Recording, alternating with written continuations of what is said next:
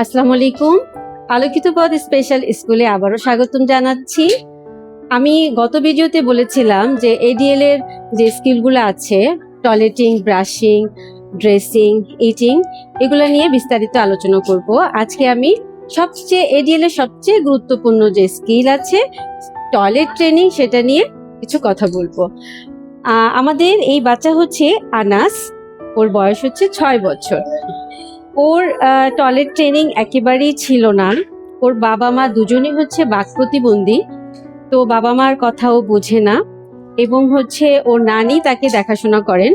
তো নানি বাসার মধ্যে যখন ওকে টয়লেট ট্রেনিং দিচ্ছিলেন বা দিতে পারছিলেন না সঠিকভাবে, সে হচ্ছে টয়লেট করতো না।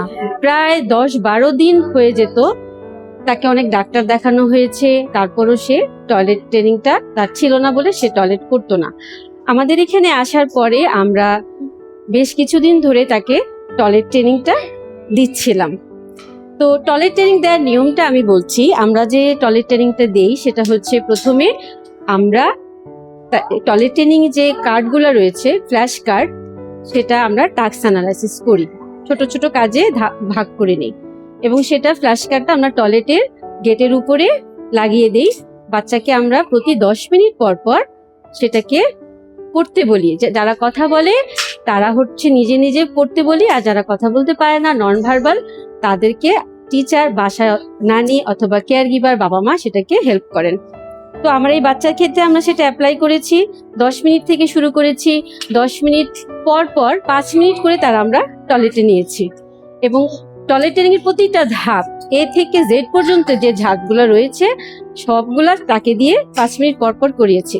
পরবর্তীতে আমরা 10 মিনিট থেকে 15 মিনিট, 15 মিনিট থেকে 20 মিনিট অন্তর অন্তর তাকে আমরা টয়লেটে নিয়েছি। অবশেষে বেশ কিছুদিন পরে টয়লেট ট্রেনিং পাওয়ার পরে আমার এই বাচ্চাটা আল্লাহর রহমতে এখন নিয়মিত বাসায় টয়লেট করছে, স্কুলেও টয়লেট করছে। এখানেই হচ্ছে আমাদের সার্থকতা। তো আমি অভিভাবকদেরকে বলবো যে আপনারা হতাশ না হয়ে যত আর্লি 2 থেকে 2.5 বছরের মধ্যে শিশুটিকে যদি এই একই নিয়মে ফ্ল্যাশ কার্ডের মাধ্যমে যদি আপনারা টাস্ক অ্যানালাইসিস করেন এবং প্রতি 10 মিনিট পর পর 5 মিনিট করে বসান, যদি কোনো শিশু বসতে না চায় তাহলে তার পছন্দের গান অথবা রাইমস বলতে পারেন। তারপরে তাকে সারাক্ষণ এই টয়লেট ট্রেনিংটা দেওয়ার পরে এক সময় শিশুটি টয়লেট করবে।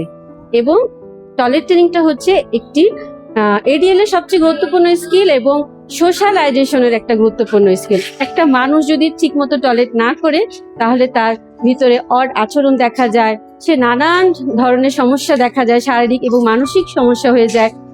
সুতরাং আমরা এটার প্রতি খুব বেশি গুরুত্ব দিয়েছি, আপনারাও দিবেন এবং আপনারা ইনশাআল্লাহ সার্থক হবেন। ধন্যবাদ সবাইকে। আজকে এই পর্যন্তই। আসসালামু আলাইকুম।